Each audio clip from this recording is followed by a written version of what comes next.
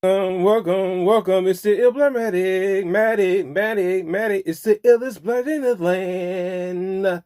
Welcome back to Matic. What is going on, guys? Welcome back to the channel. Today's new movie review is going to be on Mortal Kombat Legends 3 Snowblind. So let's talk about it. So pretty much this movie starts off in Earth Realm.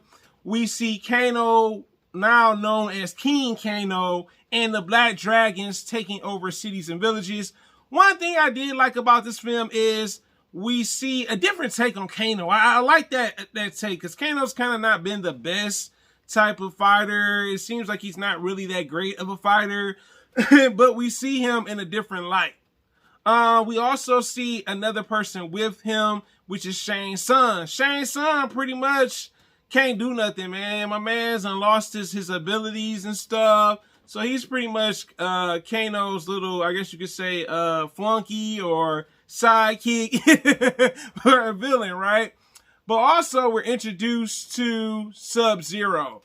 But Sub-Zero not in the way that we remember him. Because remember in the previous movie, we saw him in a different light in the second movie. But he's an older Sub-Zero.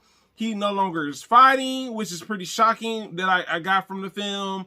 But we see eventually that he crosses paths with actually Kano and the Black Dragons. Also, I would like to say about this film, I love the uses of the Black Dragons. We saw quite a bit of the Black Dragons, from Cabal to this one guy that's kind of like I guess you could say an assassin. He has the gun. He has a cowboy look to him. I can't think of the guy's name. We do see a lot of that. The other thing that I really enjoyed about this film is the story of Kenshin, one of my favorite Mortal Kombat characters later on from the Mortal Kombat Deadly Alliance and Deception games. I like that we learn about Kenshin's story. Very well thought of with this film. We learn he's a cocky fighter. Even before he's blind, he's a cocky fighter. And we also learned that he's a relative of Shang Tsung. So I do like that they explore that, you know what I'm saying, that story arc within the film, you know what I'm saying. So we see Genshin get tricked by Shang Tsung getting his powers back to overthrow Kano and the Black Dragons. So I did love that they added that layer to it. So we learned that he pretty much, Shang Tsung and Kenshin are related by blood. They're relatives down the family tree. So I really like that take on it. But also we learn about how Kenshin learns how to deal with being blind again after him being tricked by Shang Tsung for the Well of Souls. But Kenshin, even though he is no longer able to see, he still has powers due to him getting the Mystic Blade within the well. Now, let's talk about Sub-Zero again for a minute. How him and Sub-Zero meet is before Sub-Zero ends up getting beat up by the Black Dragons. Kenshin comes to his aid. And pretty much we see them develop their relationship as a student and master and student. Apparently, Kenshin knew that he used to be a Lin Kuei of the Sub-Zero clan. You know what I'm saying? He saw the actual marking and he said, yo, let me, you know, I want to train under you and stuff. And Sub-Zero like, nah, fam, I don't train no more. I don't do none of that. Now, what I can definitely say is I love that they had, you know, they got rid of the X-ray. I don't know why. Don't ask me. It's still bloody as the first two Mortal Kombat movies. This is rated R, y'all. I'm sorry if y'all got kids. This ain't kid friendly, okay? I forgot to mention that. But it's a solid film.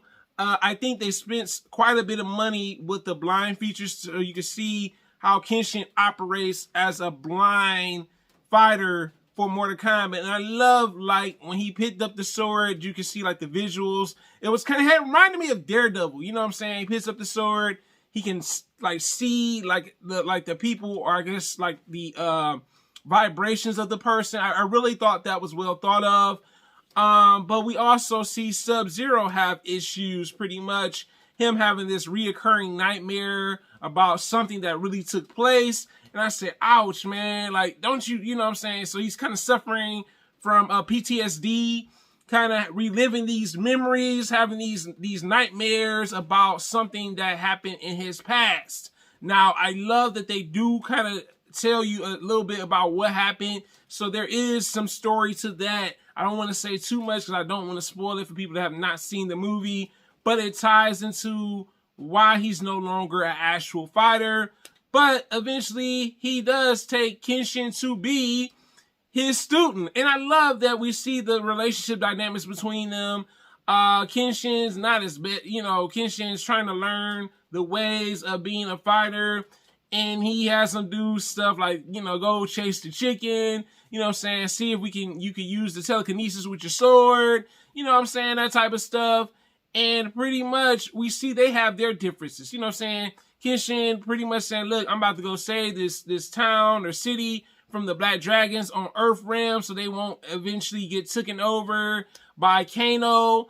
And we see that they have differences. Sub-Zero like, nah, bro, my fighting days is over.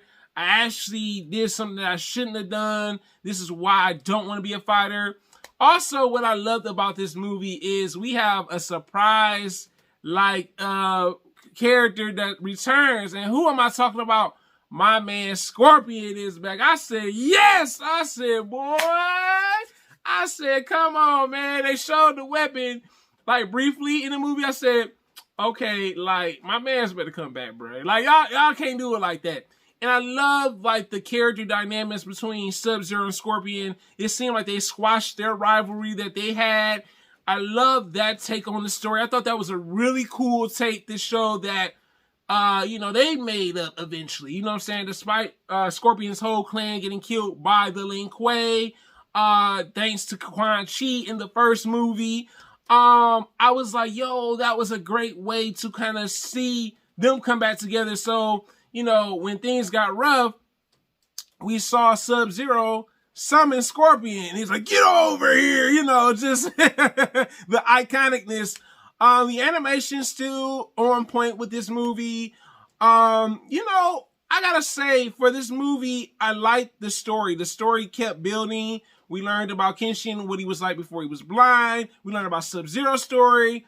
We also see, like I said, towards the end, the fight scenes were still on point for this film, by the way. Fantastic. Like the animation from each of the different Black Dragons that they used in the film.